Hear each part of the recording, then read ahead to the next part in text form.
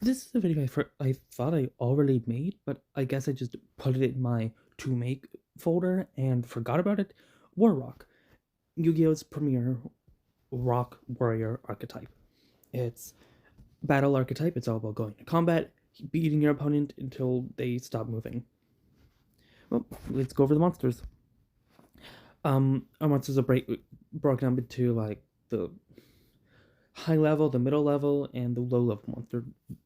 The one of our high level monsters, if and all our monsters have an effect.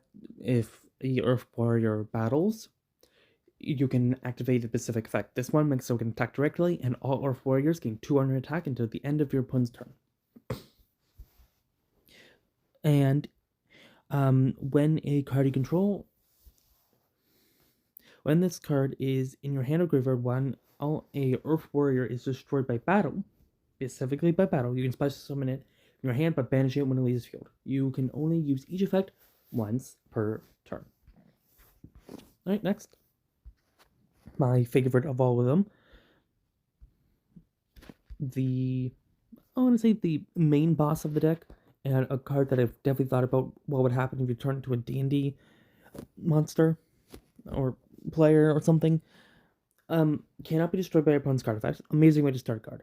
When it attacks, an opponent's monster can activate its effects until the end of the turn. Amazing way to second a card effect. So if you attack something and it has like a flip effect, no, it doesn't. Or it has undestruction effect, it doesn't. Or if it has battle protection, it doesn't. Now let's make so once per turn during the battle phase, in which a Earth Warrior battled, you can make it so this card can attack twice, and all of your Earth Warriors gain 200 additional attack. And remember, that's like our last monster. Everything gains 200 additional attack. You're going to see that a lot. Everything's going to gain 200 additional attack if it activates its specific effect. And get it 2 attacks because 2 swords. Our next monster, one of the mid-tier monsters. It gains 100 attack for each monster your opponent controls. During the battle phase, in which your Earth Warrior battles, you can target a level 5 or lower warrior, any type of warrior, in your graveyard special summon it. Also, all rock monsters you control gain 200 attack. And also for the rest of the turn, you can't attack directly with level 5 or lower monsters. So most of the monsters we use, I think this one's level 6, right? Yeah. Also, obviously, all of our monsters are Earth Warriors. I didn't really think about needing to say that yet, but I probably should. Oops. I know that's not. I don't think that's how that's pronounced, but it's just really funny to think that is. I've also thought about what if this was a D&D player. If you control no monsters, or all monsters you control are warrior monsters, you can normal summon this card without tribute. So close to being good.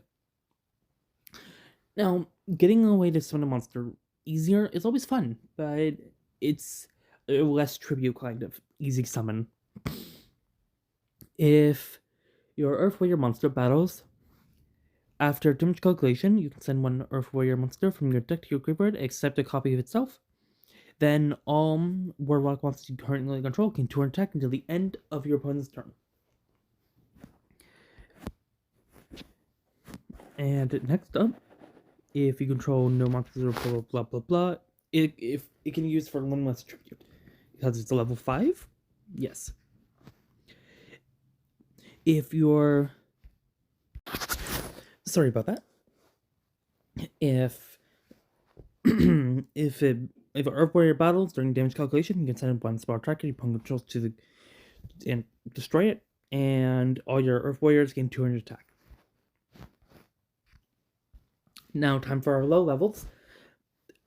This guy, which I thought about turning into a D&D card, D&D card, turning to a D&D player.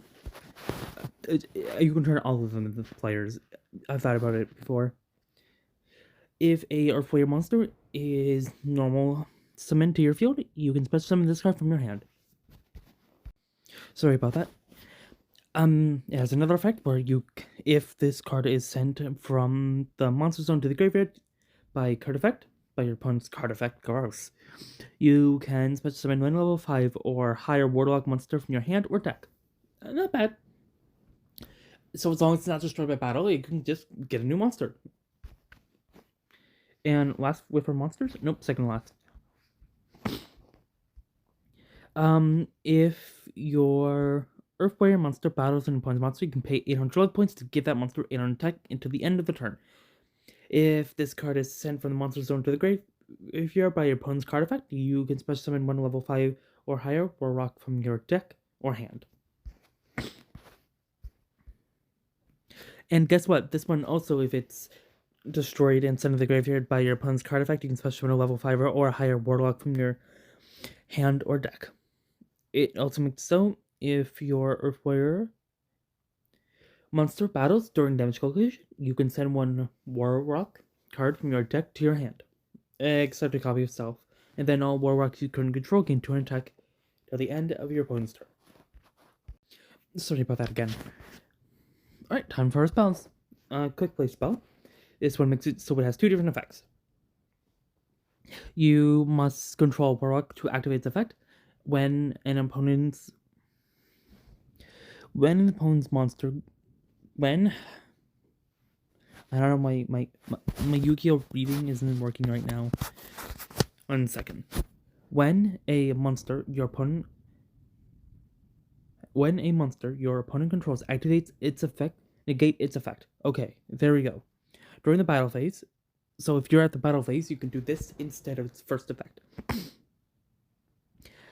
When an opponent activates an effect, spell, trap, monster effect, doesn't matter, you can negate it. You can only take one of these per turn. So, during the main phase, or battle, or anything except battle phase, it turns into evenly matched, or effect failure, but during the battle phase, it turns into an negate.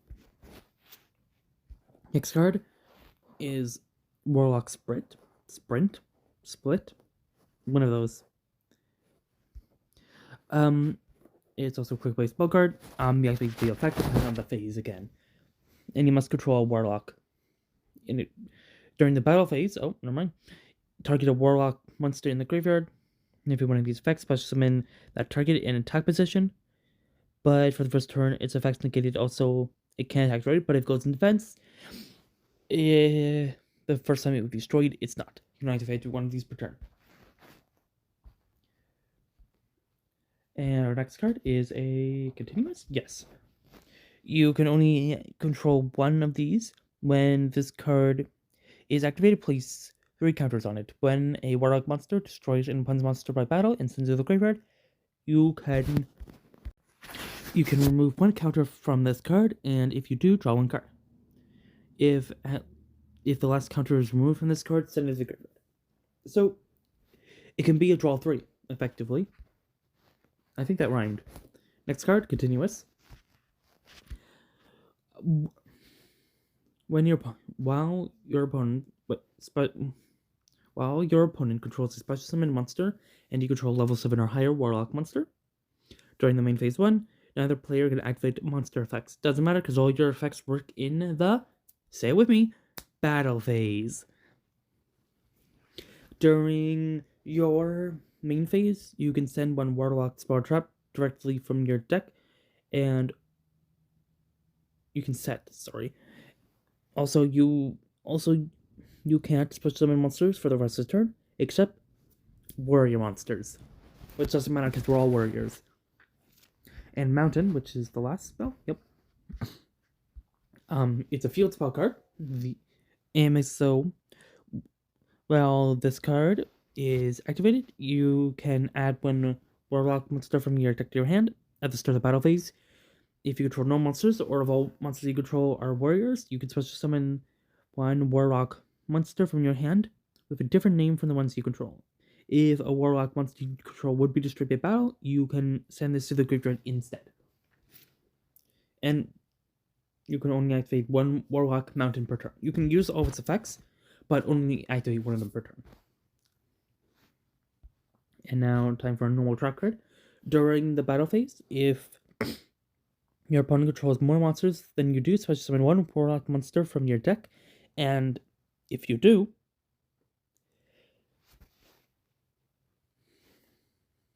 activate this, and if you activate this card during your opponent's turn for the rest of the turn, well, this special summon monsters your opponent controls can't attack except that monster. It's worse evenly matched. It's supposed to balance out the game. You can balance out the game by banishing everything your opponent has face down. Last trap, I mean. During the main phase, if a face-up Warlock monster you control leaves the field by an opponent's card effect,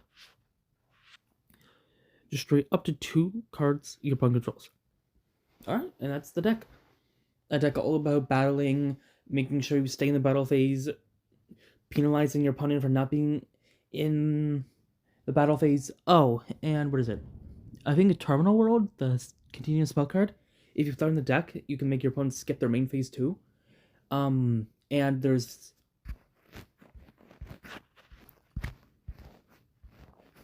And this card, this card makes it so your opponent doesn't have a main phase 1, or doesn't really have a main phase 1, because all their monsters are negated. So, all your opponent does is get the battle, and really what you really want to be, the battle phase. That'll be it for this video. Make sure you top deck that subscribe button. You're only missing one piece of Exodia. You could get it right now. Ooh, that's not Exodia. That would be Dark Contract with the Gate. I think that's a real card. Yeah, I think that's a DT card. Well, good luck next time.